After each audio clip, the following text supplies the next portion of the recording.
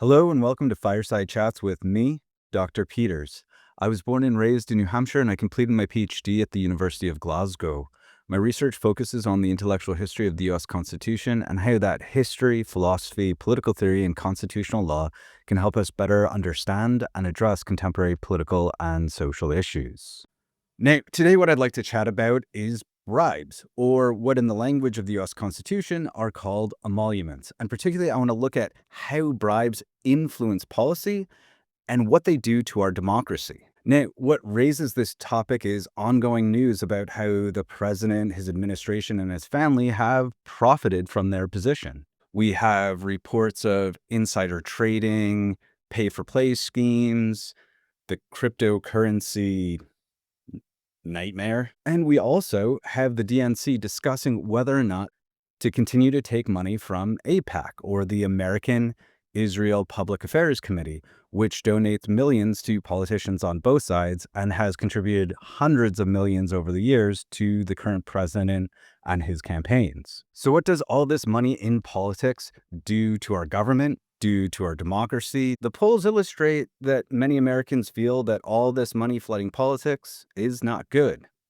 And that might be exactly the common ground that we as a people can reunite around and take back our democracy. However, before we get to how we respond, we're going to use what wisdom we can glean from the founders and that wisdom that they codified in the US Constitutions, particularly the Emoluments Clause, to better understand the situation and thus how we can respond to it. As I've discussed in a number of our previous chats, the founders of the United States were concerned with geostrategy and international relations. One of their great fears was being reconquered by the British Empire or one of the other European superpowers. And they recognized that this reconquest didn't necessarily require military intervention. It might cost a lot less blood and treasure for a large empire simply to bribe key officials within the government. This fear was realized during the Revolutionary War in the betrayal of Benedict Arnold, who received a lump sum bribe, a promised pension, and a military commission by the British Empire in return for West Point. Now, when the founders were drafting the US Constitution, they did not forget these lessons or that betrayal in the Revolutionary War. And we get the Emoluments Clause that says that government officials, representatives, cannot take presents, money, titles, lands, emoluments, bribes from a foreign state, king, or prince. And they even restate this in Article 2, saying that this directly applies to the US president, not just the House of Representatives, senators, or other government officials. Bribes are not okay. Now, to make it easier to prevent bribery and inhibit the impact of bribes on the US government, the founders also had some general mechanisms like checks and balances, democratic accountability, and a large legislature. Now, these addressed a number of other issues, but they also recognized how this would help prevent bribery and limit its impact on government policy.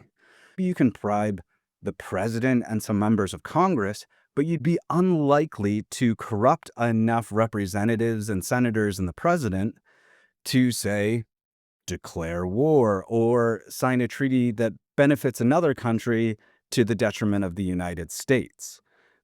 They believe no country would have enough money to be able to bribe that many officials, and that hopefully there wouldn't be that many officials and representatives who are that corruptible and willing to turn. This would limit the impact of corruption on government policy, and it would give the people time to hold their elected officials accountable. This is why we have fairly regular elections, so that the American people can hold their representatives accountable and vote them out if they believe that they are being influenced by a foreign state rather than their constituency. In other words, what the spirit of the Emoluments Clause and these other mechanisms is to create what John Dewey would call a truly representative government, one where the representatives are forced to adhere to our will, the people's will, rather than their own vested self-interest, i.e., making more money through bribes and corruption. However, all of these mechanisms and even the Emoluments Clause requires advanced citizenship. That means it requires us to hold our elected leaders accountable and hold our elected leaders accountable to hold other elected leaders accountable. So, for instance, we have a representative who is suspected of receiving emoluments from a foreign state. How do we deal with that? Well, they have to be impeached by their peers, their colleagues. And to do that, we, the people, have to make it clear that we want our representative to impeach this corrupt official. And if they don't, they might not get reelected next year. This is advanced citizenship. We have to be engaged to make any of these laws count. Because if it doesn't have the force of our will behind it, it's simply a paper barrier. Laws don't just magically enforce themselves. We have to demand that they are enforced. So the founders put these mechanisms in place and wrote these laws to make this process easier, but it still requires us to take up that mantle of advanced citizenship. That's what being a part of a democracy requires. So how are we doing with all of that, holding our elected representatives accountable and keeping them from receiving emoluments? Well, the current US president received a jet from a foreign nation, which pretty arguably is the definition of an emolument. Saudi Arabia has invested heavily in his son-in-law's business, and the president's cryptocurrency allows for countries and individuals to bribe the president fairly easily without any paper trail. So, not very good. And to make it clear that this isn't normal, we can look at the past. For instance, Jimmy Carter had to put his family's peanut farm in a blind trust to make sure he wouldn't profit from any of the policies that he put forward as a politician. Similarly, President Barack Obama had to ask Congress's approval to receive the Nobel Peace Prize because this was a title, award, and money from a foreign state or a foreign organization. So the current president's actions are corruption on a different level and a different kind. Now, we also have legalized bribery through the Supreme Court's ruling on Citizens United. Essentially, this says that dollars essentially are free speech. And in doing so, it's allowed dollars to replace votes through the formation of super PACs and campaign donations and things of that variety that allow corporations and wealthy people to donate excessive amounts of money to politicians' campaigns and or inauguration committees and things of that variety. Essentially, legalized bribes. Now, for instance, we get AIPAC, which is concerned with advancing the interests of the state of Israel. And they give loads of money to Democrats and Republicans and hundreds of millions to the current president. And then we see reporting that this war in Iran is being prosecuted on behalf of the state of Israel. And when the president thinks about going back, we see countries like Qatar and Saudi Arabia requesting that the United States continue to fight. And unsurprisingly, the current administration seems to align with these interests of these foreign states and looks the other way when it comes to the genocide in Gaza and the threatened genocide in Lebanon. It's hard to not see a connection between the money and the policy. Now, what further seems to sweeten the deal, so to speak, and influence decision in this administration is insider trading. The president, or at least people in his administration, have realized that the president's social media post radically changed the market's direction. This allows people to buy and sell options and make millions. And we've seen that people are doing this, that they are investing or betting at precisely the right time to make the maximal amount of profit to the tune of millions. So, are the president's social media posts about national security and protecting our troops? Or spiking the oil market so he or one of his friends can make millions buying or selling options? Who knows? Similarly, the president's sons invested large amounts in drone manufacturers who have now received government contracts and are being asked to build more and more drones for the current war. And the president's sons are turning a rather handsome profit on this investment. So are we continuing the war and continuing to use these munitions because it's in the national security interests of the United States? It'll protect our servicemen and women abroad? Or is it so this company and the president's sons make more money? Again, it's hard not to see a connection. Similarly, oil companies have spent millions lobbying politicians on both sides of the political aisle and the current president to the tunes of tens of millions of dollars to advance their own interests, i.e., selling more oil and selling it at a higher cost. So it should be as no surprise when politicians and members of the administration come out and say, yeah, it's a shame the gas prices are going up and everything is more and more expensive, but at least U.S. oil companies are making more money. And maybe that's them saying the quiet part out loud, telling the truth, that that's what they really care about and who they represent. Again, who knows? But I think this response should be particularly galling to Americans who already subsidize the fossil fuel industry to, according to some estimates, $30 billion a year. And these are subsidies, which means they come from our taxes. We are paying the fossil fuel companies somewhere around $30 billion a year. And we have representatives saying, well, at least they're making more profits. And we wonder why we can't get things like high-speed rail or clean, cheap energy and things of that variety. Are our representatives representing our interests, doing what's best for we the people? Or are they representing the people that give them millions of dollars a year? Again, it's difficult to not see the connection. And we can see this throughout our daily lives and politics. Many of us this week, if you're a procrastinator like me, filed their taxes. And many of us did so online using TurboTax. Now, the parent company of TurboTax, Intuit, donated $1 million to the president's inauguration committee and has contributed millions to different politicians' campaigns over the years to prevent the IRS from creating a free online tool that we can all use to file our taxes more easily. So instead of that, we all have to pay Intuit or another service to file our taxes.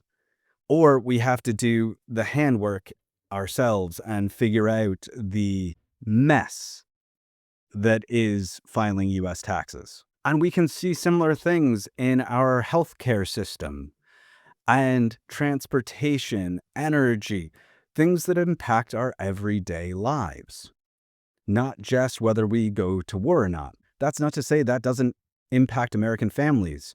It impacts hundreds of thousands of American families, including my own. So the point is, the influence of money impacts not only our government, but our everyday lives. Things like gas prices, grocery costs, our health care, and whether our sons and daughters get sent off to fight another country's war in order to increase oil profits for a few people or to make some better insider trading deals by manipulating the oil markets with social media posts. This doesn't feel like democracy, does it?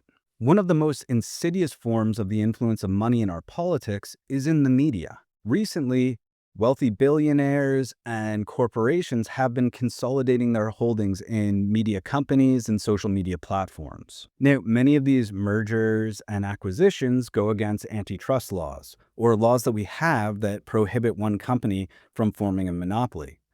Now, what makes this particularly insidious is that the media and social media constitute a large portion of what we call the public sphere in political science. This is the place where citizens get their information and form public opinion about how we should respond to certain things. So if that sphere is consolidated into the hands of a few very wealthy people, it means they can control and manipulate what we see, what we know, and even what we think, as we've discussed concerning the formation of tribal epistemologies. This, again, inhibits not only democracy, but our ability to even realize that there's a problem. And maybe we haven't talked that much about the problem other than people like Bernie Sanders and AOC coming out against oligarchy and this kind of bribery and corruption. because the media, the place we look to for news to be informed, to understand what's going on, has been consolidated in the hands of a few people that benefit from this system of explicit bribery and legalized bribery. So clearly, the influence of money in politics undermines our democracy and transforms it into an oligarchy.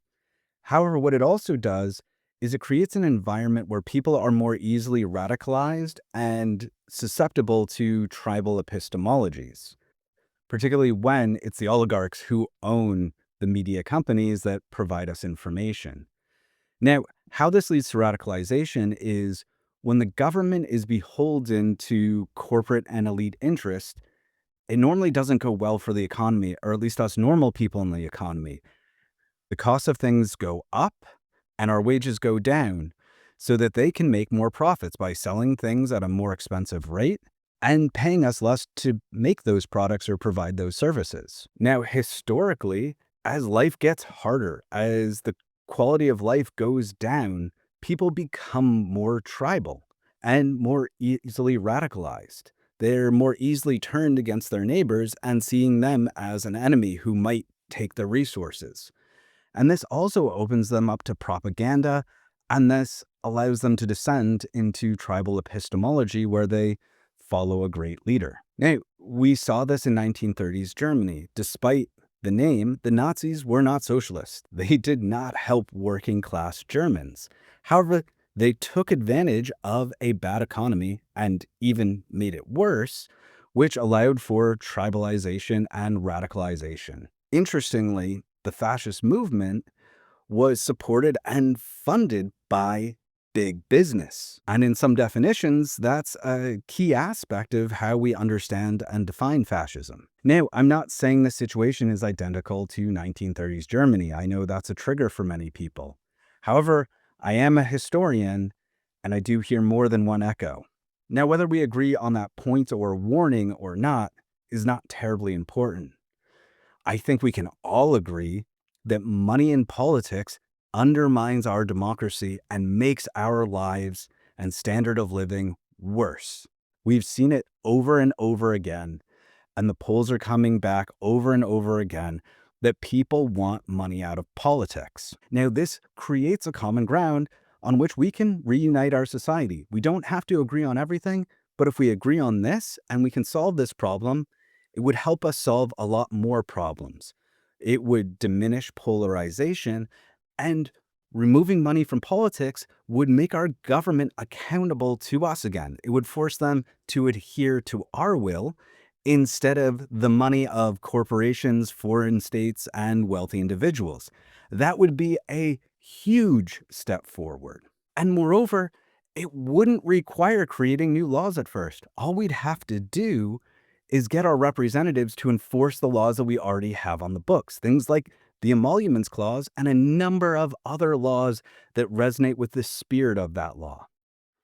However, we have to have the collective political will to force our representatives to represent us and hold their peers and colleagues accountable. That means impeaching people who blatantly break the Emoluments Clause, people who take bribes from foreign states, people who take bribes from billionaires. We can't have another Elon Musk where you pay 10, 20, 30, 40 million dollars and get to play shadow president. That's not a democracy. That's an oligarchy. And we see what that gets us. It gets us poverty and slavery, not liberty and justice and equality. When dollars replace votes, it's the end of democracy. It's the end of equality. It's the end of justice. That is clearly not our founding ideals, nor a country that I would like to live in. I much prefer the founders' ideals of liberty, justice, and equality, of peace and prosperity through law and democracy. That we, the people, means we get a voice and we get to decide, and that our representatives should represent us, not the people giving them millions of dollars. They should not be getting millions of dollars from corporations and private individuals. We pay them a salary. That should be enough. Now, importantly, if we can unite around that idea and that sentiment and hold our leaders accountable, we can then start to make more laws that, for instance, prohibit our representatives and government officials from owning stocks. Some of our representatives have put that bill forward, and unsurprisingly, it hasn't gained much traction.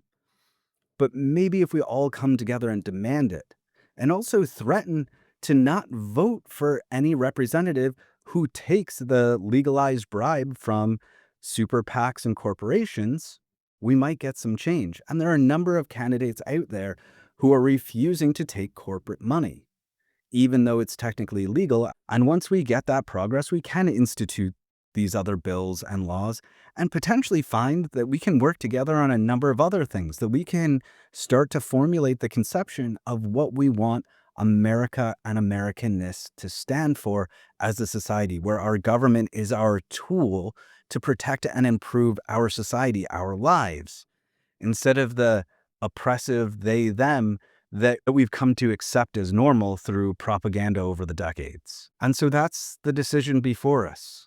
Democracy or oligarchy? Do we take up the mantle of advanced citizenship and hold our leaders accountable to the laws that already exist? Do we reunite and take back our government from wealthy elites and say, no, a democracy says and means that we all get a voice? Or do we sit back, root for our team, and just accept this kind of corruption as normal and hope that maybe one day we get in on it? Do we do this all as our country crumbles, the economy tanks, cost of living goes up while wages go down, and all the while our sons and daughters are being sent to fight an illegal and unjust war, potentially at the behest of another nation because they've given our leaders a bunch of money? I choose democracy and am willing to take up the responsibility of advanced citizenship. Are you? Are we? Is this something that we can unite around? And for now, I'll leave you to ponder that. As always, thank you so much for watching. I hope you found it interesting and educational. If you're looking for more content like this, there are plenty more videos and essays on my Substack and YouTube channel. I put new videos and essays out every Friday. The essays cover the same topic, but they go into slightly more detail and in a more structured, argumentative style. And as always, feel free to like, comment, ask questions, and subscribe. And that way you don't miss any of the new content that's coming out. And I really appreciate it because it helps the numbers and algorithms and helps me get what I think is important information about the state of our country to more and more of our fellow citizens. So again, thank you for watching, and I hope you all have a great rest of your day.